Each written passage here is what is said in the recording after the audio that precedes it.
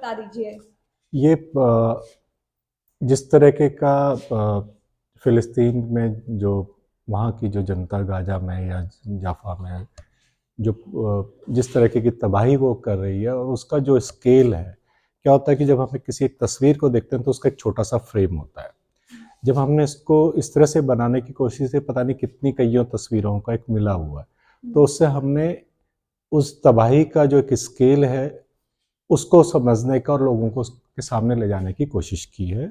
और बहुत सारे तस्वीरों के अंदर जहाँ पर एक अकेले व्यक्ति की पीड़ा होती है, हमने उसकी अकेले व्यक्ति का ऊपर किसी किस्म का अत्याचार या उसके ऊपर एक कोई वो ना करके उसको दिखाए कि वो सिर्फ किसी एक व्यक्ति, किसी एक बच्चे का नहीं है, लेकिन अलग-अलग तरह के जो चाहे वो बच्चों की उम्र है, चाहे वो उनके खाने का मतलब घर से बेदखली होकर के उसका वो है, या बूढ़े हैं, दूसरे, हमने सबको एक जगह पे लाने की कोशिश यहाँ पे की है। ये मैं देख पा रही हूँ, यहाँ पे जो बच्चे हैं उनके हाथ में है तमाम बर्तन है, तो शायद ये खाने की मांग कर रहे हैं, खाना मांग रहे हैं। तो इससे आप क्या समझाने की कोशिश कर सकते हैं?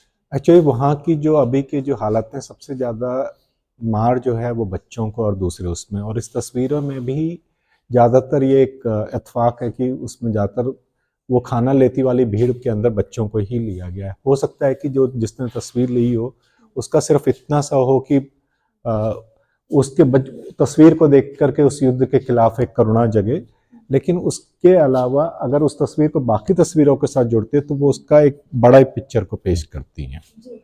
मैं यहाँ से आ रही तो मैंने ये चीज़ देखी, मेरी नज़र इस पे पड़ी, तो ये जो चीज़ है ये क्या करी गई है, आप थोड़ा समझाएँगे?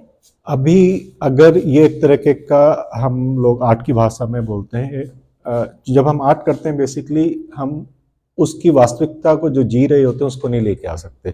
हम उसको एक किसी मेटाफर के रूप में, उसको प्रतीक के रूप में, सिंबॉलिक रूप में उसको वो करते हैं।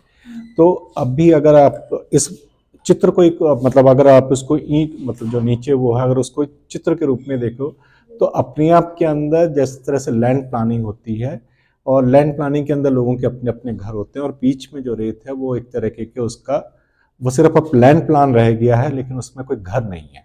वो जो टूटी ईंट है वो कई घरों के टूटने का या बस्तियों के टूटने का एक रिप्रेजेंटेशन है। तो ये जगह है, ये क्या दर्शा रही है? मतलब ये गाज़ा है, यहाँ पे लिखा हुआ दिख रहा है। हाँ, ये एक तरह से एक जगह का गाजा, चूंकि सबके दिमाग में गाजा है या सब लोग सिर्फ गाजा सुनते हैं, लेकिन बाकी जो दूसरी ऐसी फ़िलिस्तीनी बस्तियां हैं जो कि इजराइल और उसके उसमें होता है, इवन कई जगह पे तो उनको एक जगह से दूसरी जगह जाने के लिए 10-10 इजरायली चौकियों के आगे से गुजरना होता है।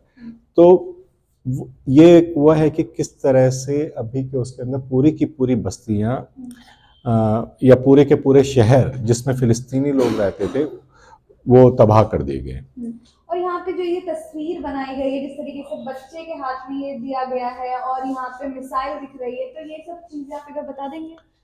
ये वहाँ का एक अबू खालिद बहुत फेमस है कार्टूनिस्ट है। ये बच्चे की फिगर जैसे हमारे यहाँ आर के लक्ष्मण के अंदर आम आदमी कॉमन मैन की फिगर है, उसका ये बच्चा उसका एक फिगर है जो कि उसको रिप्रेजेंट करता है। यहाँ पर हमने चूंकि हम उसके चित्र को नहीं कर रहे थे, हमने अपने तरीके से उसको वो करने की कोशिश की है, जिसके अंदर इजराइल एक अजगर की तरह से वो है, लेकिन हम यहाँ पे बच्चे को जब हम दिखा रहे हैं, हम बच्चे को पिटा और कमजोर बच्चा नहीं दिखा रहे हैं, हम उसको उसकी ताकत दिखा रहे हैं। उसकी ताकत कोई रूप उसे तलवार के रूप में दे सकता है, लेकिन हम उसकी ताकत उसको शिक्षा के रूप में दिखा रहे हैं, जिसमें कि फिलिस्तीनी बच्चों को लगातार शिक्षा से रोका गया है।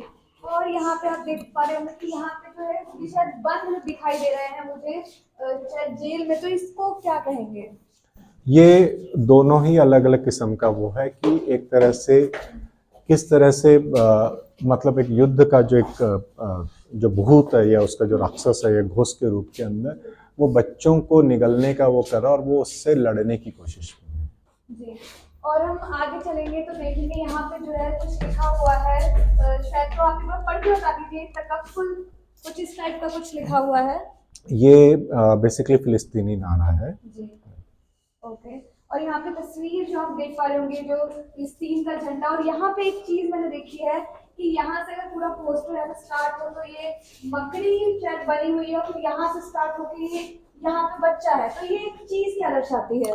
ये मकड़ी एक तरह से ज़्यादातर हम जकड़न और उसके रूप में वो करते हैं, तो उसी का ही बिंब या उसकी मेटाफर को लेकर के हुआ है। लेकिन मकड़ी क्या है कि जो उसका मुंह है उसके टेंटिकल्स ना हो करके जिससे वो अपने शिकार को पकड़ती है, उसकी जगह पे वो एक बंदूक है, और वो बंदूक एक कटी कांटों की तरह से एक बच्चे को अपने में लपेटी हुई। एक आखिरी चीज मैं पूछना चाहूंगी, ये सब चीजें हमने बनाई हैं, ये सब चीजें दर्शा रही हैं कि फिलिस्तीनी जो लोग हैं उनमें दर्द दिख रहा है, किस तरीके से वो दर्द से गुजर रहे हैं, जो युद्ध चल रहा है। तो वही चीजें कब तक मतलब चलेगा, सीजफायर कब तक लगेगा, और कब तक जो फिलिस्तीनी नागरिक है वो ये सब चीजें सहते रहेंगे? इसमें एक चीज़ फिलिस्तीन के काफ़ी मशहूर फिलोसफर या उसके रूप में बोला जाता है एडवर्ड सईद। जी। अपनी एक जगह पे वो लिखते हैं कि सभी लोगों ने जो इवन फिलिस्तीन का समर्थन करते थे, हर तरीके से बहुत बार धोखा दिया।